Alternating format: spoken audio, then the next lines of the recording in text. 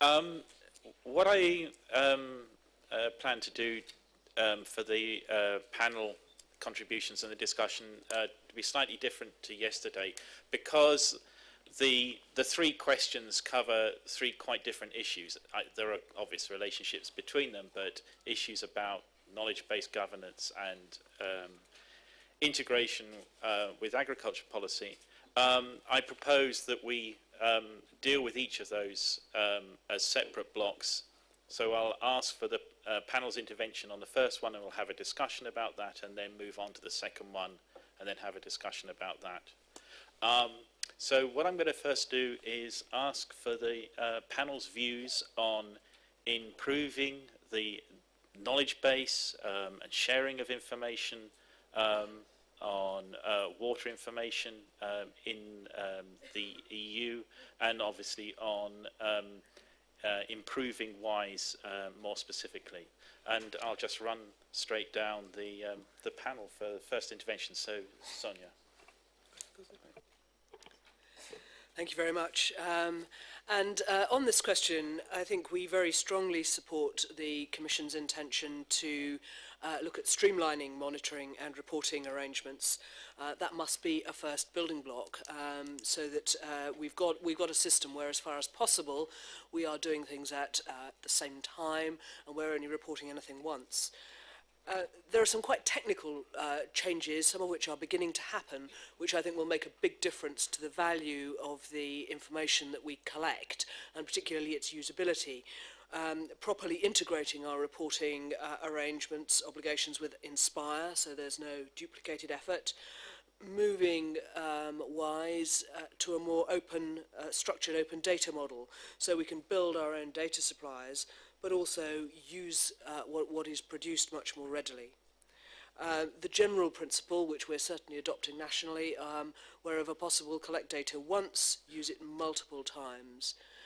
And once we've collected the data and we have it in the WISE structure, making sure it's easy to use for policy and operational colleagues within member states, as well as our experts in the EEA, to use it to interrogate, to benchmark ourselves. We've had wonderful EEA analysis of data from those first river basin management plans presented at this conference. That's helpful. It enables us to compare and contrast against each other and to see the EU picture. But it would be great if that was easier and quicker and easier for us to use too, particularly where we know we face specific challenges member state by member state. And then just the usual health warning. Data is essential, evidence is great, but it's not free. So every requirement imposes a cost on member states and on all those who have to report it. So let's be really, really sure we're focusing on what's most important, and perhaps recognising that that means that there are some things that we will no longer collect. Let's focus on the priorities. Thank you very much, Sonia. Leonardo. Good morning, everybody, and thanks to the Commission for the invitation. So about this item, I fully agree with the blueprint proposed to introduce the requirements of Water Framework Directive into the regulation of environmental accounts and statistics, because we have to work on it, because we have to match each other environmental problems and economics. So this is the way, one way to do it, to start with this, because otherwise we can find a solution to water and to environmental problems in general. So you can do it in using the methodology that you want. United Nations methodology has proposed European Environmental Agency, or CERIE, or NAMEA matrix, as you want.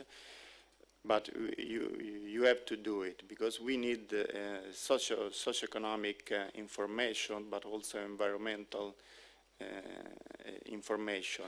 And we want to to bring them together, and it's necessary to watch together that kind of information. Just thinking, I think in the future we have also to go down to the microeconomics information, because we need also information at the end of pipe. We need information also at the farm level, at the single activity level, what's happened there, so not only at the macro level. So also there in the future we need will need some information about that. And on this we have to think also on things that maybe often we don't know exactly who is the polluter in some areas, no? And so we can arrive to know that a river basin or a river is there are some problems in that river, but we don't know exactly sometimes which is the polluters. And in this way we have to work and to think to also to a possible how we say a behavior accountancy. So if we don't know exactly, for example, for diffuse pollution, diffuse source pollution, who is the responsibility of the pollution, or for the abstraction of water, we can work to an agreement on the standards, so we can understand in each areas how the single farmers or the single activity have to work with the environmental resources. So fixing some standards, we can understand if it is working on the correct way or not. I think we have to think about this, because it's probably necessary go together with environmental accounts. We have also to fix some standard for a sort of behavioral account, so we can know for scientific knowledge at the moment if they go in the correct way or not in that moment. Thanks. Thank you. Beat? Yes, thank you, Andrew. Sorry, I hope that doesn't disappear suddenly and cutting, so bear with me. Yes, improvements of WISE. I hope I can directly react to some of the things said. I replace Ronan, which is my boss, and he is head of the program of natural systems and vulnerability. And the nice thing, we have water, land, biodiversity in one program. Why do I say that? Because this for me is some of the cross-cutting aspects where we obviously need to bring together our knowledge base that we have on water, that we have on land, the targets for biodiversity. We need to see that in a much more integrated way in that nexus. I'm absolutely agree and happy with the presentation Fritz gave, and we tried to figure that a little bit in the synthesis to talk about really these management systems that had to be seen together, a land management system, water management system, energy management system, that cannot go apart from each other. What does it mean for the knowledge base? What we try to do with the Water Information System for Europe is to provide a knowledge base and data sets that can help on different level, on EU as well as on member state level, to support that dialogue. Because this dialogue, the interlinkage between management system, it has a lot to do with communication, and communication needs informed communication. So you need you need certain sets and aspects of knowledge to inform your dialogue. And I think there's really a lot to do yet. Let me say something about the improvements in that knowledge base on the resource management side and on the quality side. On the resource side, we discussed yesterday a lot about what knowledge do we need on European level, on river basin level, in terms of accounting. So we obviously need to have a very clear water balance to know for every water manager at his fingertips what goes in and what goes out. You know, we have started water accounts on the European level to try to test a methodology how that can be achieved in link to the UN system of economic and environmental accounting. After all, I don't need to know on European level what exactly goes in and out in each river basin. Yeah, this is. I just need that European picture as a background information against which then the local information can be validated or discussed or made comparable. What we need is a good methodology, and I think this what I understood from Leonardo, a good methodology that is applicable and in the right detail and related to the specific problems in each river basin. That might be very different in resource issues between Norway, Sweden and Scandinavian and the Mediterranean countries. So we have to look very clearly into what is really useful to make this information at the fingertips, make that happen. On water quality, you said rightly, Nicola, sorry, that WISE had a big role and was hopefully then and thankfully helpful in the whole reporting process of the Water Framework Directive. And Sonia, you said we need to have it more accessible, and you want to relate more to that information from member state level. Happily. But I mean, you know as well, this little report on the status, be aware what a huge amount of information we did work through within a year. And I think there is a big lesson to learn, in which we will, also together with the Commission and with Member States, withdraw in the Cabinet now and look, okay, how can we do that better? How can we do the reporting process more light, more efficient in a way that do we really report what we really need?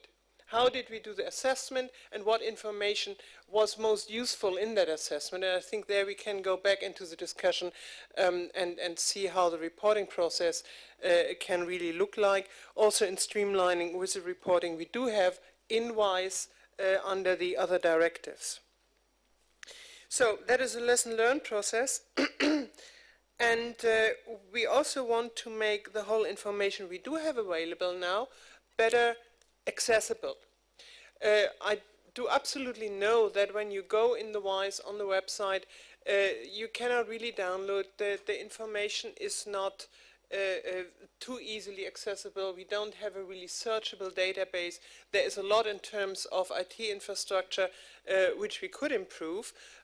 You simply improve a system always when you have the information in, then you see how you need to develop it. So that is a process that will take place now, 2013, 14, up to the next reporting cycle, where we really, after all our big reports, we had a big going outside year, the next coming years will go back inside, go in the engine room again, and improve the system. And I would very much like also have feedback from NGOs, from you here in the panel. How is that information useful? What could be better? We are relying on this kind of feedback, in particular when it comes to dissemination, to accessibility of the information. What is needed? Thank you. Brilliant. Thank you very much, Peter. Right, what I'd like to do now is open it up for discussion. So I want to understand your views on how to improve WISE, how to improve knowledge and information sharing at EU level. What is useful for you? What do you need from EU level systems? As ever, please, when you have a point or want to raise a question, please introduce who you are. We are being web streamed across the world, so millions may be listening. So, yes, so first of all, yes. Thank you. Michael Bender from Grüne Liga and also here for EEB. I want to share an impression with you, first issue, and that is that some water authorities seem to report to WISE only the information that is absolutely necessary and try to avoid any additional information. Would you share that impression? And if yes, how can we improve the situation? This is the first thing. And the second is, when it comes to economic analysis, it should contain some general information about economics and to address pressures and something like that. But this general information in statistics is like in a country like Germany is normally there on a country, on a nation scale or on the region scale. We have some progress in Germany on this issue, but when it comes to the European scale, is there any EU approach to adopt European statistics like Eurostat or others to provide consistent and comparable data for river basins? Thank you. I'll take a couple more questions and then get the response. Yes. Good morning, Conchita Marcuello, CEDEX. I've got some statements related to the science policy interface, which is an activity that I very much appreciate because it's been quite very good governed by the leaders actually. But I would like to highlight that the development of the new activity, which I very much appreciate to see that the DG environment has continuing the support to it. I would very much appreciate to get more involvement from countries in these activities because the activity is has not very much visibility at national levels. So I think it could be very good in order to improve the knowledge base of the Water Framework Directive implementation to find a way of getting the countries much more involved in the development and the operational phase of the SPI activity.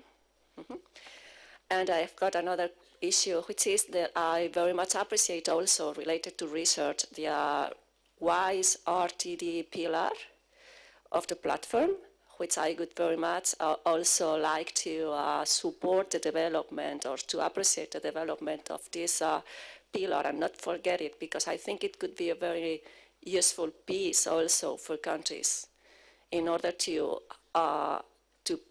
have to get visibility of the research results in on real basins. That's all. Thank you. Thank you. Yeah, Natasha Morsi from the International Office for Water.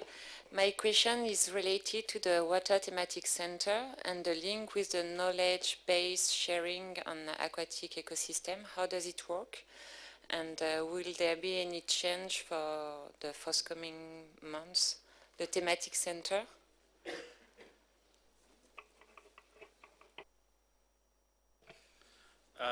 I'll ask the panel. I'll ask the panel to respond to those three issues before we lose track of the comments that are made. Beata, would you like to respond to any of the points that have been made? Thank you. Well, if river basin authorities only report the minimum or not, I'm not sure about. We certainly have some gaps in data, which are due to different facts, I guess. But well, if it's a minimum or how it is reported probably also depends on how logical and how necessary it is to be reported and what the information then is used for. And I think that we can, for the next river basin management cycle, make that more transparent and encourage, via showing how we use the information, encourage the respective reporting then also in a better way. On the economic analysis, I mean, we don't have much information on the economic side yet, and the information collection we had done so far is certainly to be improved, and we have to think about how we capture that actually. Has, from the type of information, also a certain challenge.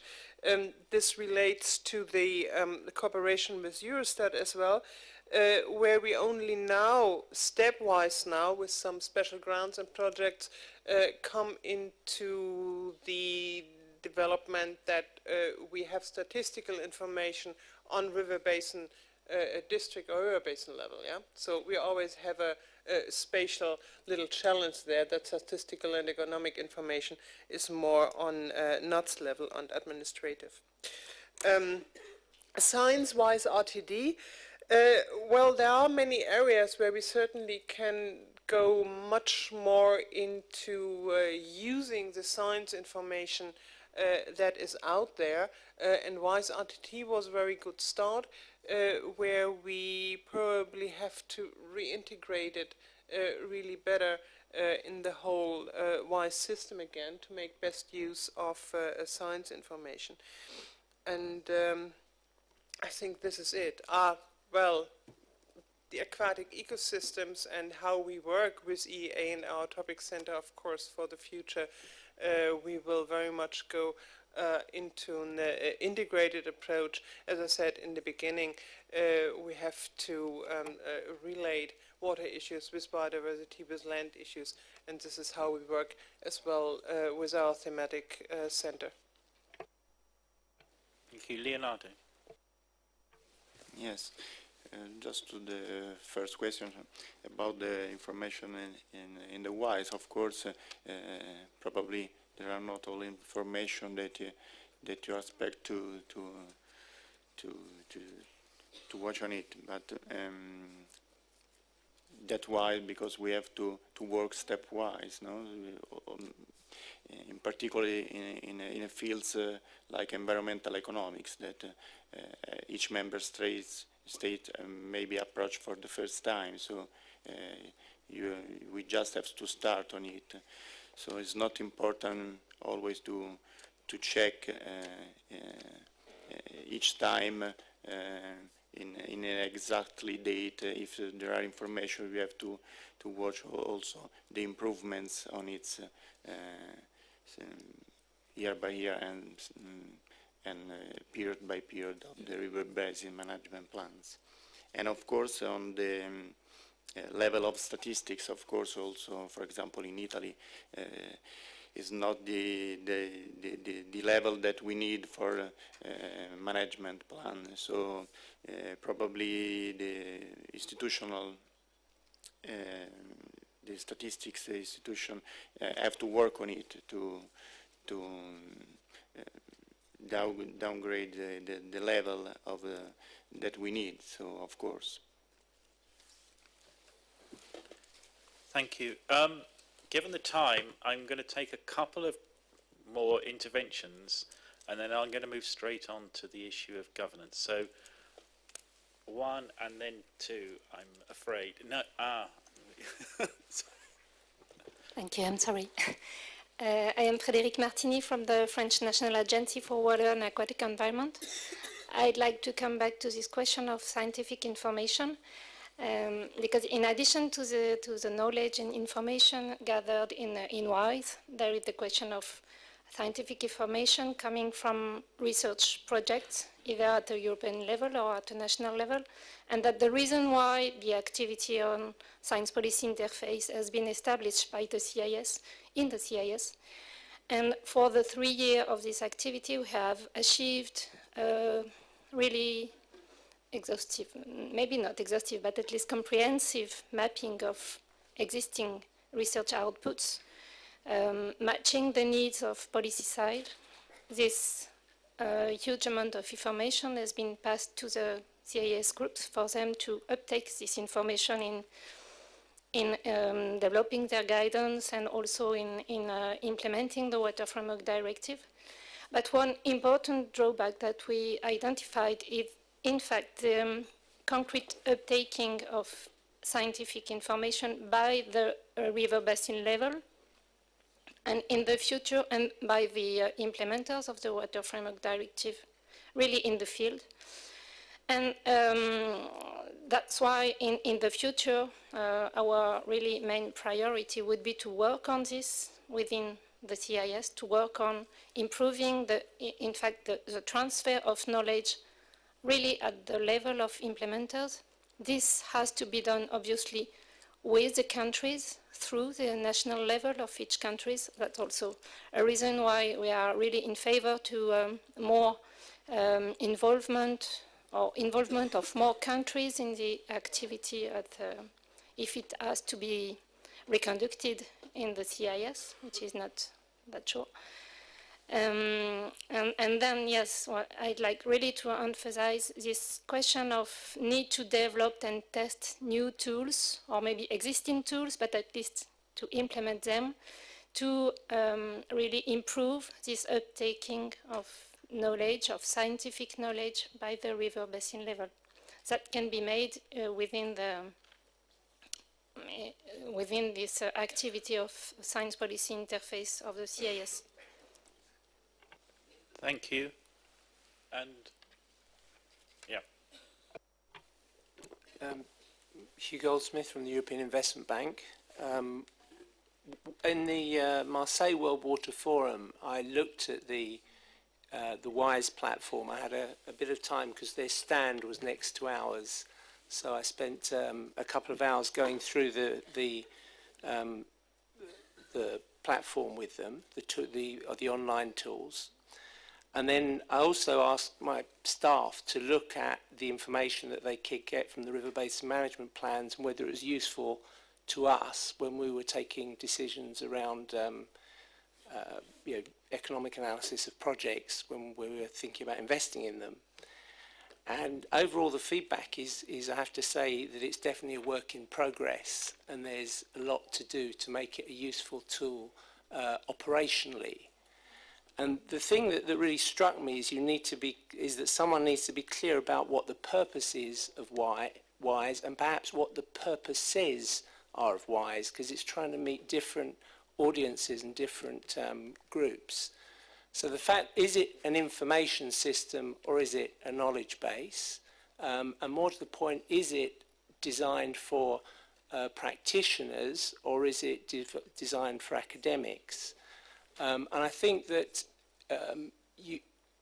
someone needs to take a serious look at what the different structures are in WISE, and to try and bring in the practitioners in what's often called a community of practice, to try and get people who are solving similar problems to share information together and build knowledge.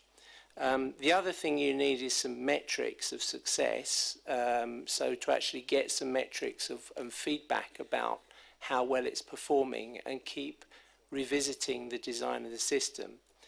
And last but not least, that our experience of trying to do this internally within the EIB is that actually for systems like that to really work, you need really proactive management. You need someone managing and maintaining the systems who's got a really regular dialogue with the users, but really has EU level expertise on the particular area of knowledge that they're working on. So yeah, I think that WISE is a really important tool potentially, but there's a lot to be done, and you need to bring in both the practitioners as well as the academics to design it so it's more fit for purpose. Thank you. I'm sorry, I'm going to draw a line now on, we have... So on the WISE RTD, may I? Because I'm working with the tool, so I have to say... All right, can you be very brief? We have two other issues to cover before... Xenia Schneider, I'm representing the WISE RTD Association. Thank you very much for the comments on the tool. I have been working on the tool. The tool has been funded through DG Research. And the idea with the tool is to link European research results to EU policies, water policies. We have extended since March the visit of the gentleman at our stand at the World Water Forum. We have listened to the comments because that was the first visits we have had and with the tool, and we have improved it. We have tried to look at the different perspectives so someone can go in from the policy side and search for research information by using the water policies, or take like a thematic search like water quality and then go and see what kind of experiences we have had on water quality. I agree that there is a lot of work to be done, and it has to be done. Right now, we are ending the second project. We're working on the WISE RTD, and we have created the WISE RTD Association. Of course, we are running out of funding, so we have to find funding. Right now, we are funding it, a few companies funding it on the side, but it is an important tool. We have had positive feedback on it. And I must say that we have about 300 to 400 people visiting the WISE RTD every month. We have still important work to be done, but that's where it is. It is one of the pillars. We have to support it, but it cannot be supported by itself, because a lot of the research information which is put on the project's websites disappears after a while. Why? Because the consortium ceases to exist and the funding ceases to exist. So this information is lost. It's only in publications. So thank you very much. No, thank you. Right. I'm now going to move on to the issue of governance. I mean, governance covers a lot of things. It covers issues such from structures to basic capacity through to all the processes, public participation processes, working with other institutions to get good water management outcomes.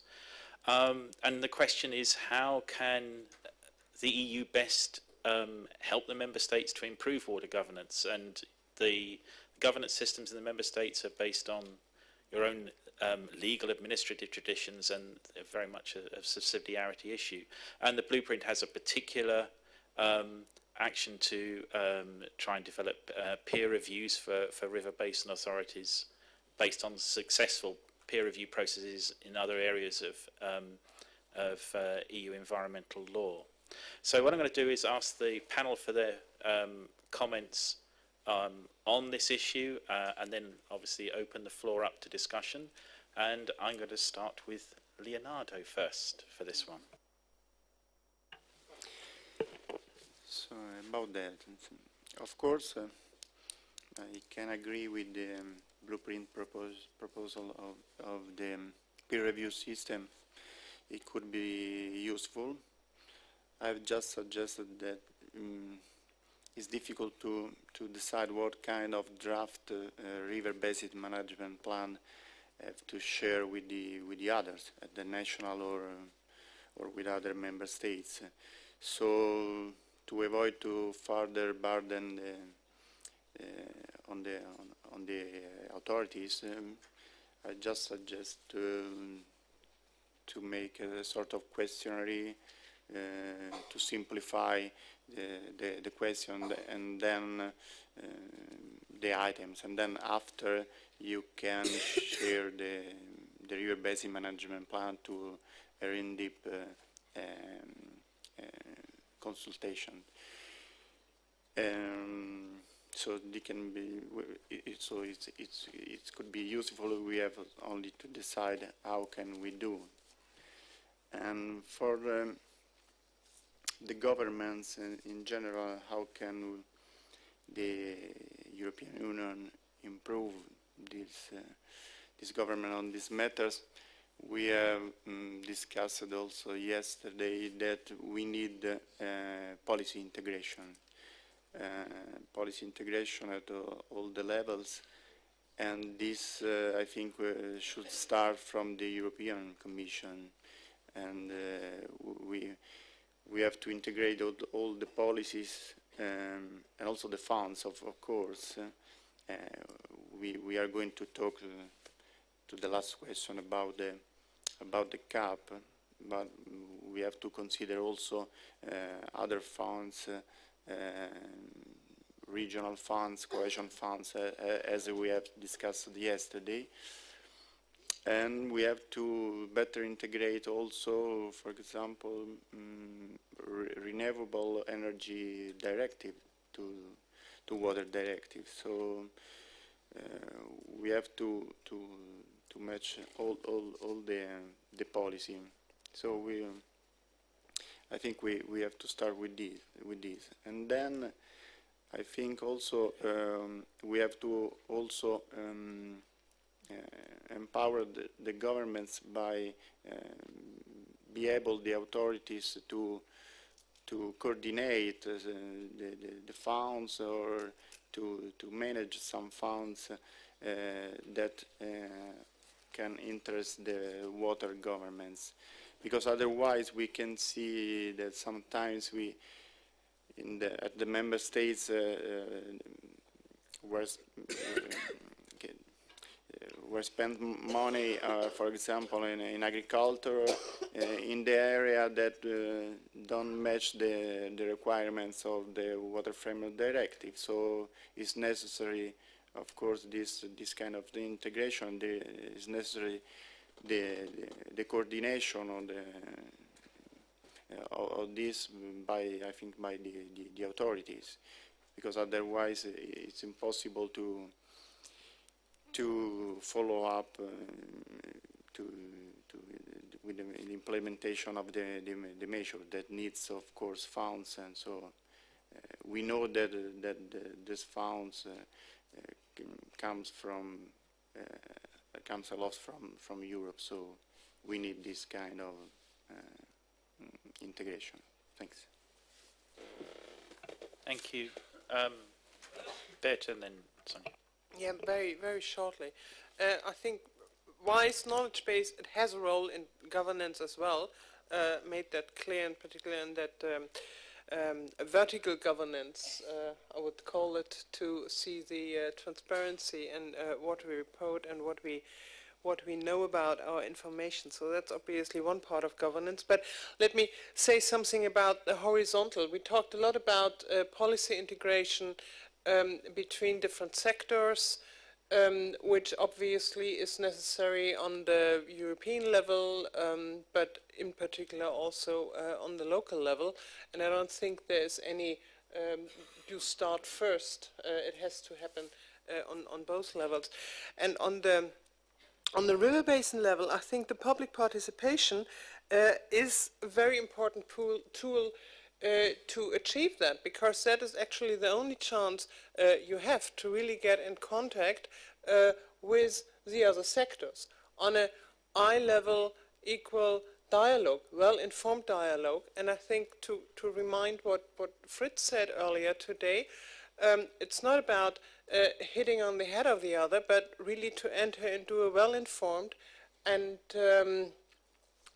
well-balanced dialogue. And I think the public participation is not just something where I put something out for consultation and then wait for the NGOs to react to it, and they certainly have their responsibility there. But it much more should go into a whole process where the common dialogue starts from the very beginning of starting thinking about how a river-based management plan should look like. And I think part of our knowledge base, and what I would like to do in the next a couple of years, is to look much more into how public participation and how this discussion process has been done. And I would like to include that more into our knowledge base and into WISE as well, to have good cases of public participation available to have that, foster that dialogue and foster that process, because this for me really is the core of governance. Thank you. Thank you. And Sonia? Thank you. I'd very much echo what others have said about the challenge of integration and the fact that we can't let the best be the enemy of the good or what's actually achievable on the ground. However you look at the challenge of integrated solutions, you will find that both joining up horizontally and joining up vertically is quite difficult. Taking a river basin as an example, that is exclusive to water, and certainly in a UK situation, it doesn't mean anything as a construct to any of the other players it has to interact with. So we have to find practical and pragmatic ways of working with other sectors, other interests, and working nationally and more locally. So I very much welcome the Commission's idea of stronger sharing of best practice, a platform within the Common Implementation Strategy that encourages sharing of knowledge and experience, and the voluntary peer review idea is helpful. I know that colleagues in our Environment Agency in England and Wales have very much valued exchanges with other member states. One of the pieces of learning for us is that in order to achieve real common understanding, integration and sharing of information on the ground, you need to go below the river basin management level to what we've described as the catchment level, and developed a catchment-based approach which really brings people together to share information, but much more importantly, to tackle some of the issues Leonardo was talking about earlier, really understanding where the problem is happening and providing not just the measures, but the local influence to try to tackle those problems. And I think the final thing to say is in all of this area, there may be some areas where we've got poor governance we specifically need to challenge, but our focus must remain on identifying the risks and focusing on the outcomes. There's a reference in the blueprint to strengthening inspections and surveillance. Yes, where the risks need it, rather than as an end in itself, and where the risks don't need it, let's put our resource and our money somewhere else. Thank you. Thank you. Right, I'd like to open the floor up for comments on how the EU could best improve governance, and starting off. Thank you. My name is Irene Lucius. I'm representing WWF. I have a couple of suggestions to make that are based on the experience we have made in the Danube Basin when getting involved in navigation projects, but I guess that this experience is also valid for other infrastructure projects in the water sector. One is that quite often projects ran into problems and conflicts with NGOs and other stakeholders when it became clear that the ecological database was not sufficient. Of course, ideally, you would have that first and then design the project, but in reality, this is often not the case. Another point is stakeholder involvement. Also, quite often, projects started without actually having a proper stakeholder involvement process prepared. So the lessons we have learned is that in the future, both in terms of reference of projects funded by EU money, but also the budgets should provide enough space for such a proper stakeholder involvement process, but also for filling ecological knowledge gaps. That's the first suggestion. The second is coming back to an issue that was raised yesterday, and that is the proper application of Article 4.7, but also Strategic Environmental Assessment Directive as a means to decrease impacts of projects on the water system. Here we believe that a platform to share good practice would be very valid, so that countries can share those assessments that were made, and so that both countries but also stakeholders can get involved in a discussion of what good practice means. Mentioned the transparency issue. Yeah, that's of course related to transparency. Thank you.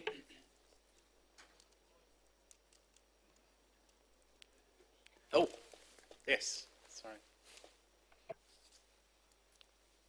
Thank you very much. Niels Peter Noring, Danish Agriculture and Food Council.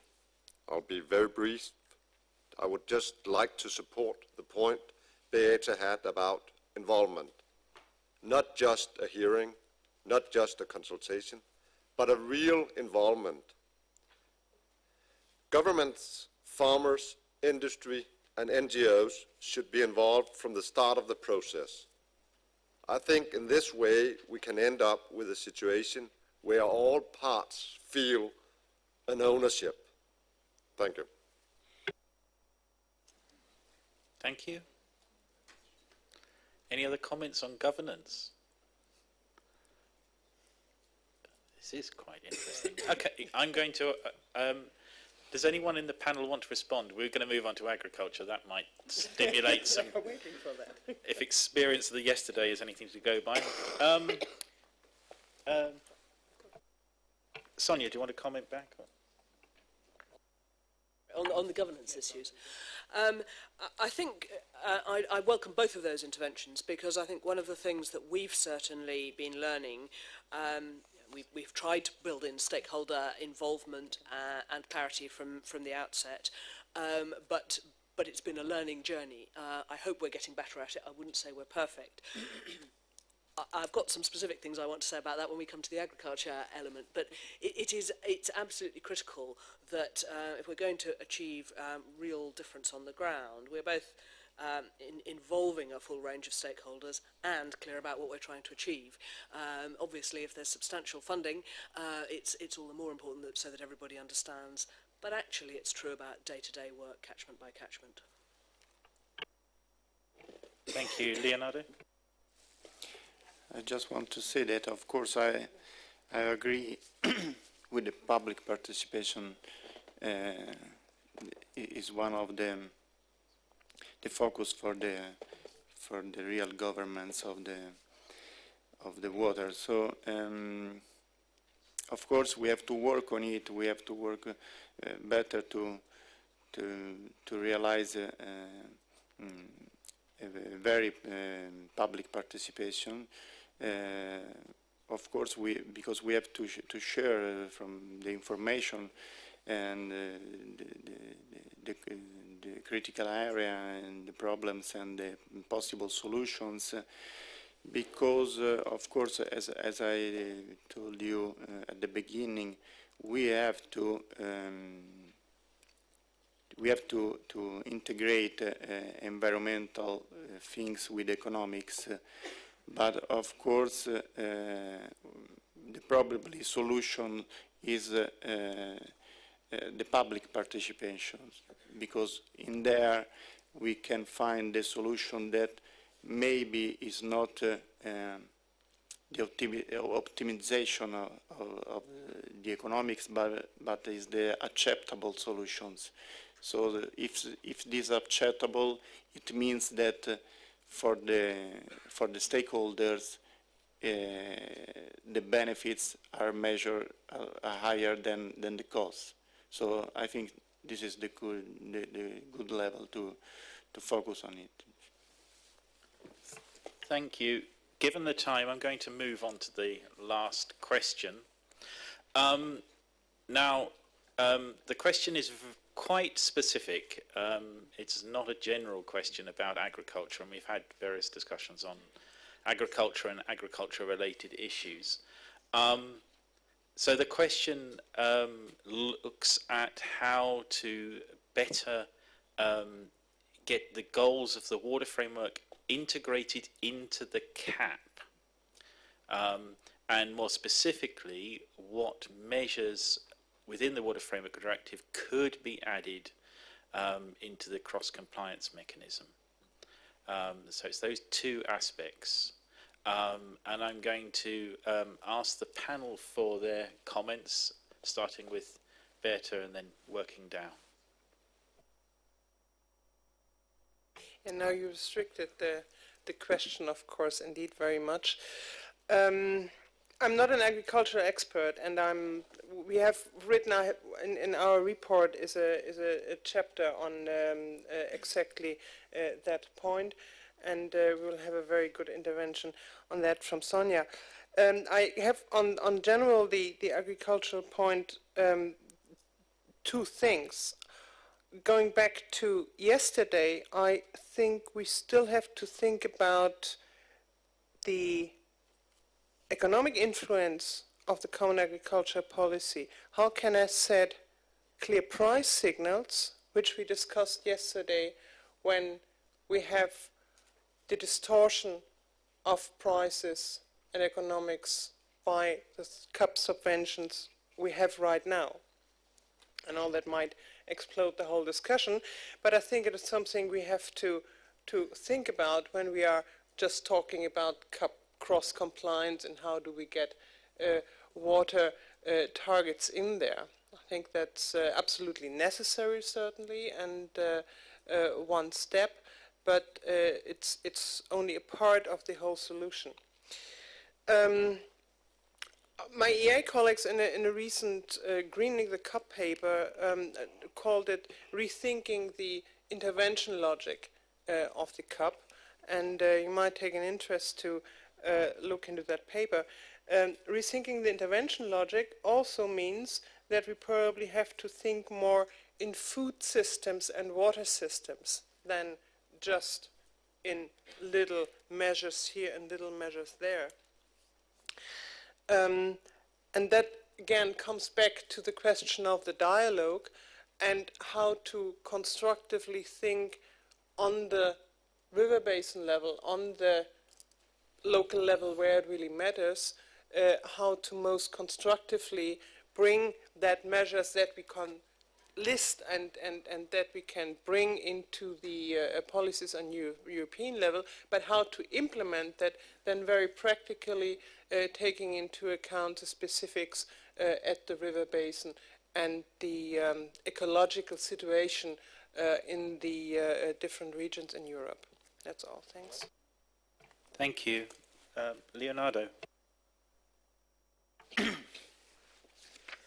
Yes, about that, of course, I've just told you before that it's necessary this kind of integration. So, of course, I agree on that. We don't have to forget also the other funds, as I told you, the cohesion funds, the regional development funds. All that should move in the same direction to satisfy the Water Framework Directive and the River Basin Management Plan requirements. So what I have to focus on it for the measures is not for me what kind of measure that we can discuss all the day, what kind of measure, but we have just work on it and then decide, because of course, I don't know, water abstraction authorization, of course, they should have for that kind of fund, I think so. But for the others, I think it's important not to choose only what kind of measures, but that we don't have the same measures in all the area that the plan is going to use the CAP, because we have to to divide in some areas that satisfy the river basin management plan. Because if river basin management plan focus on some critical areas, there must spend that money to solve this kind of problem. So we don't only have to pay attention on what kind of measure, but also where you have to spend this money. So it's important also this one. Thanks. Thank you. And Sonia. Thank you very much. I've provided already quite a lengthy answer to the question on cross-compliance, where we support both the aim of including measures in cross-compliance and the consultative approach which the Commission has taken to trying to identify those measures. And as I say, I've said lots about the type of things that might be covered. We do need to remember the limitations of cross-compliance, however, both it's what it can achieve and what it can't. It's a Pillar 1 measure. It's basically got to be very simple at member state level. It's either about obeying the law or it's about adding some pretty low-level general additional requirements under the good agricultural and environmental condition element. We've used the latter in the United Kingdom to impose requirements on buffer strips or field margins, which have had water benefits among other things, but it's also illustrated the fact that while there is an appetite in many areas for going further, you need to do that sensitively, looking at the environmental and the farming impacts that has. We also need to remember that the economic evidence is that the benefits of cross-compliance, although they're positive, are relatively modest, and some of the economic disbenefits or accidents of across-the-board subsidies can be rather larger. So there are issues about how we make particularly Pillar 1 of the CAP more genuinely aligned to the range of outcomes that we're aiming for at EU level. Not simply farming outcomes, but environmental outcomes as well. So we're certainly interested and have been working again with the Commission and other member states to look at wider options for greening Pillar 1, which don't impose excessive burdens, but do add to what's required. They don't replace what's required. However, the biggest benefits we found from the CAP as far as water outcomes are concerned definitely have come from Pillar 2, where we have been able to use larger sums of money, much more specifically directed to areas of difficulty, to work through with local farmers and at a catchment level where the real needs are, and put more significant resources into achieving changes in farming practice which benefit water and very often benefit soils, air quality, climate change adaptation and biodiversity. So I think our big plea would be, don't be so focused on Pillar 1 of the CAP, with some possibilities and some real difficulties, that you forget the important contribution which can be made by Pillar 2. Thank you very much. Right. This is definitely more popular than governance. Right.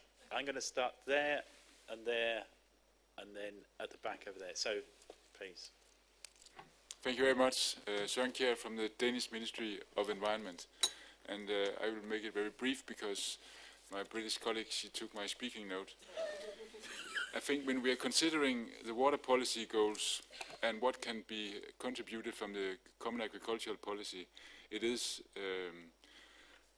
a lot more relevant to look at the problem that we want to solve, which is water environment protection, decided on what is needed in each watershed. So we need a differentiated approach in our instruments. And therefore the Pillar 2 instruments are a lot more efficient because they can be targeted and tailored in a way that meets the needs in the watersheds that are there. So therefore I think it should be the good reform of the CAP from a water environmental perspective is to strengthen the Pillar 2, both in terms of budget and in terms of the legal framework, so that what is needed in each member state and what is needed in each watershed actually can be met.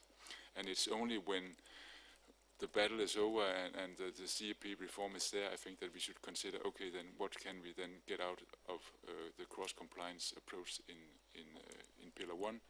But the problem about it is it's very difficult to differentiate, and which means that from a strictly environmental perspective, following cross-compliance, we might end up in a situation where we over-regulate in some areas or put, you can say, extra sanction in areas where it's from a strictly natural science-based environmental protection perspective not is needed. Whereas in other areas we cannot find resources enough to compensate farmers for the change of their management that is needed there to meet the water environment goals. Thank you. Thank you. I'm going to there. Thank you. My name is Clary Papazoglu. I'm representing BirdLife International, a nature conservation NGO based in Cyprus. On the cross-compliance, I'd like to say I agree very much with what the director from the UK said. Cross-compliance has to focus on very simple and achievable things. And an example from Cyprus would be to have cross-compliance for things like illegal boreholes, something very simple that can be checked very easily and the farmer can be penalized accordingly. We've already seen some successes on the nature law under cross-compliance, but we should not try and do policy integration through cross-compliance. It's not the right instrument. Certainly, it's much more important to continue the efforts in the Council, which seem to be failing miserably at the moment, to green the Pillar 1 of the CAP. The suggestions of the Commission were in the good direction, but the Member States seem to be watering them down very much at the moment, even though it's, the case is still open at the moment. And I'd very much agree that the rural development, Pillar 2, has a very important role to play on meeting the objectives of the Water Framework Directive and the nature conservation laws. And at the same time, the Commission has a very important role in checking the plans that the Member States submit, because whereas we've seen good ideas and good plans under rural development, we've also seen some very bad intensification masquerading as soil protection and all sorts of things, and the Commission has a very important role in checking against the objectives of other legislation, environmental legislation, including nature. And finally, a general point on integration. It's a much, much wider point than just the CAP. The energy was mentioned in the morning, the biofuel policy, very important, and many, many other policies. So we should not narrow it down so much. Thank you. Yeah, no, thank you. But yes, it's a specific question about the CAP. The other things are important, but let's focus on the questions about the CAP. So right at the back, the next one. Thanks a lot, Fritz Barth. I take my hat as European Water Partnership now. Well, as you're aware, the European Water Partnership has a system in place for certification of farm sites for sustainable water management. This system is tested all over Europe, is proven to be fully operational, and is also, for example, applied in Cyprus with a couple of farmers here. It can be applied on single farmers or groups, which is more realistic.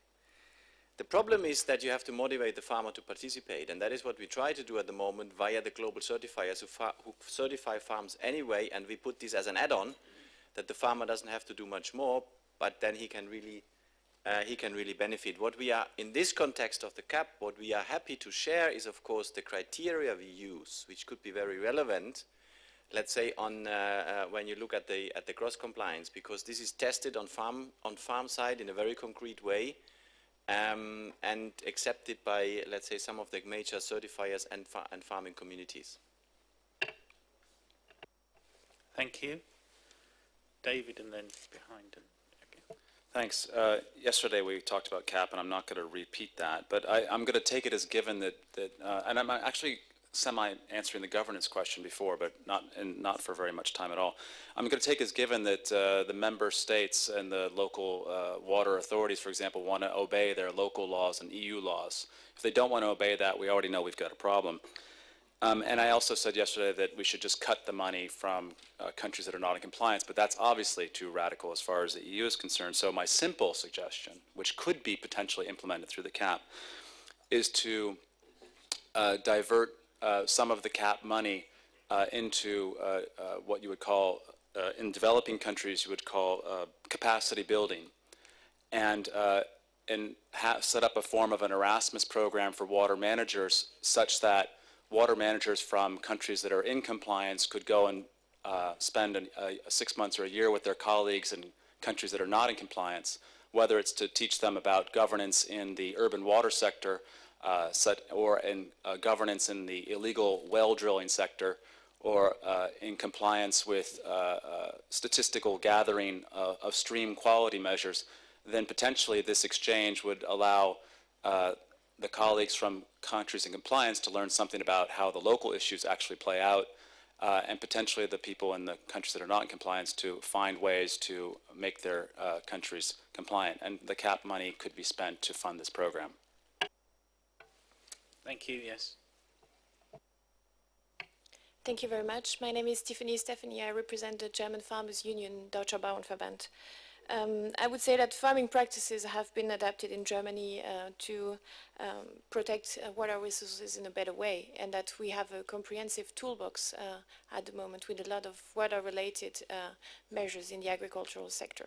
Of course, we can always do better, we can always do more. We have seen in the German experience that voluntary and targeted measures in the framework of agri-environmental measures in the second pillar of the CAP, or in the framework of nature protection contracts, have proven to be successful. And there's a good reason for that. The choice to have suitable water measures in agriculture very much depends actually on the local conditions on one side, and also on the different farming systems. So this is where the cross-compliance framework, according to us, does not fit. Where the framework directive goals could rather be integrated through the second pillar of the CAP, as some people have already said during the discussion. And there we can develop measures on a voluntary basis, and this is also crucial if you want to get the acceptation and the acceptance of farmers. They need to be convinced about the measures they have to do, and if they are the ones who decide to implement the measures, then they have a clear understanding of why they are implementing these measures. What is important is that we are open to discuss about different ways to include agriculture into, or to integrate further water into the agricultural sector. That's for sure. What is important, however, is to try to go away from a penalty approach and try to favor measures that are also focused on different environmental objectives at the same time, to try to have multi-purpose environmental protection measures. Thank you. Thank you. We are coming close to the end. We're not at the end yet, but I'm just warning people, so if you could be succinct. But so over to the Baltic. Yeah, thank you, Chair. My name is Gunnar Norén from the Coalition Clean Baltic. I think the proposal from the Commission on this, that I think is very good, and we fully support the idea of having this kind of cross-compliance. And I think it's very important to have it through the Pillar 1, which rules the farmer's behavior. Pillar 2 has minor influence then. And we know that also eutrophication, nutrient enrichment in waters are widespread in European waters. And the question that was put up here by the Commission was then, what that mean in practical terms? And then I would say then that we would need then some mandatory legally binding requirements on this cross-compliance. And what can be used then is to refer them to the best agricultural practice, nutrient-balanced fertilizations, define then levels for nutrient surplus per hectare, and such measures has already been implemented in Germany, for example. So I think the Commission should study very much well what Germany has been doing. And they have identified these things when it comes to the main problem then for agriculture, nutrient enrichment of the waters with nutrients. So I think that's an important step to go. Thank you. Thank you, Sergey. Thank you, Chair. Sergei Moroz from WWF. Just a couple of very quick additions, also based on the comments that we've heard so far. I think it's true we have to acknowledge farming practices have improved with the only caveat that under the Water Framework Directive we don't really have an obligation of effort, we have an obligation of achievement. And if there was one thing that came very clear from the EA report and Commission report, we are failing to achieve miserably the Water Framework Directive objectives until 2015. So voluntary approaches do not seem to work, and we really advocate for the combination of both some particular measures going into the cross-compliance, because things like illegal water abstraction, you can't have a voluntary measure on illegal water abstraction, or on water pricing. Some things, very specific things, and at the moment the Commission, in consultation with Member States, with stakeholders, with Copa Cogeca, has come up with a number of 6 very simple measures that are based on permitting process and that are based on respecting something that is already legal, so nothing is additional, and something that is simple to enforce and needs to be included in the cross-compliance. I understand this is not the silver bullet, this is not going to solve all our integration, but it's a very first step, if anything, just to communicate to farmers that water protection is important and needs to be taken seriously. And then, of course, there is the whole need for the voluntary approach and Pillar 2, and here I really deplore our top leaders that last week have suddenly decided to cut Pillar 2, which is the most appropriate funding for farmers, to reward them for the delivery of public goods and also for the delivery of particular services, which are extremely important. Well, that's been cut, and suddenly we found 8 billion for Pillar 1, which is money for nothing. Plus, if we don't have any strings attached to it as well, you know, we can say policy integration. You know, if I heard every time about policy integration as cent, I probably would have been a very, very rich man by now. But when it really comes to really doing it on, you know, through a very specific things, small steps like 6 measures in cross-compliance, like proper Pillar 2 that really rewards farmers for delivery of public goods. Suddenly, even among the water community, suddenly we can't really reach a proper agreement on that. So a call to the water directors to really discuss, and I know there is a document in front of you to support this. We're really looking towards you for a very strong message from you. And also, I know the audience is not here, but as a taxpayer, as a water bill payer, I really call also on our leaders to really make sure that a common agricultural policy is not money for nothing, is not a blank check, but it's really something for the delivery of the public goods. Thank you. Thank you. Right. I'm going to have to call an end to the discussion now. I'm just going to give the floor to Nicola for a brief intervention, and then I'm going to very quickly sum up. Yes, thank you. I just wanted to clarify that the blueprint does not propose cross-compliance or rural development as mutually exclusive. Actually, it pursues both avenues, as has been suggested by some of you. And under rural development, there is even a conditionality related to the presence of a river basin management plan and to a water pricing policy in place before funds can be disbursed. Now, of course, we'll have to see if that conditionality survives the council discussion in particular. And then under the CAP, the question is not about fixing one-fit-all measures, but it's more about focusing on the basic measures under Article 11 of the WFD, which are compulsory for all member states. And of course what changes is the intensity of the application of the measure, which depend on the water problem you have. But those measures are compulsory under WFD in all member states already. That's why they are relevant for cross-compliance. Thank you very much, and thank you all very much for your comments, and thank you to the panel. Just to briefly sum up, and I'll work backwards through these issues. I mean, clearly there is divergence of view on the appropriate use of cross-compliance to deliver the objectives of the Water Framework Directive, and I think it's probably very difficult to bring some of those views together. But if there are issues to be included in cross-compliance, it's quite clear they have to be precise and simple and understandable at the farm level. And we'll have to see how the water directors discussion proceeds when they've gone down to the coast at Limassol. But I thought one of the interesting things was the emphasis many of you put on the importance of Pillar 2 to stimulate better farm behaviour, to better target it, to look more carefully at this particular requirements at catchment level, and as a very good mechanism for entering into dialogue with individual farmers. And I think that that is quite an important message. Looking back at governance, which was interesting, it didn't stimulate as much interest as it could have done. But what I did find interesting was that for all the things that you could discuss about governance, and people could have raised issues about how as public authorities do you act within, deal with your issues, for example, in the financial crisis and things like that, that the discussion focused on two real areas of governance, one of which was public participation and getting that right, getting real stakeholder engagement at the very outset of the assessment and planning processes. And let's see how that message translates into the production of the next round of river basin plans, for example.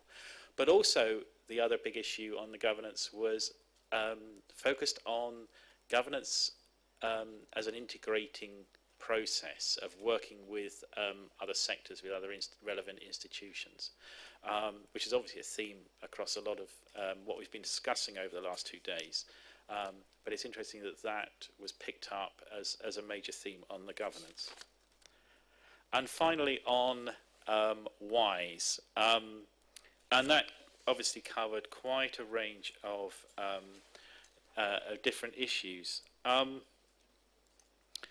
And there is support, obviously, for the development of better tools at EU level to help the member states. But one of the interesting tensions that I thought within the discussion was the need to focus information delivery, delivery of data, or even actually generation of data at a member state level on things that are really needed, which is obviously efficient and reduces cost. But at the same time, there is the issue at European level of what is WISE for, to whom is it most useful, what should it be most directed at, and if you don't answer that question first, then you don't actually know what data are going to be needed to deliver the requirements for whether it's member state authorities or stakeholders or whoever. And so there's this interesting tension about understanding what WISE should cover, all the different things it should cover, and then relating that to the data needs that need to be put into it by the individual member states. And I think that's going to be an interesting challenge. So, thank you very much. You now have not lunch, as it's nearly 12, but you only have coffee because you've got to come back again before lunch. But thank you all very much. Thank you to my panel. It's been very useful and very interesting. So, good.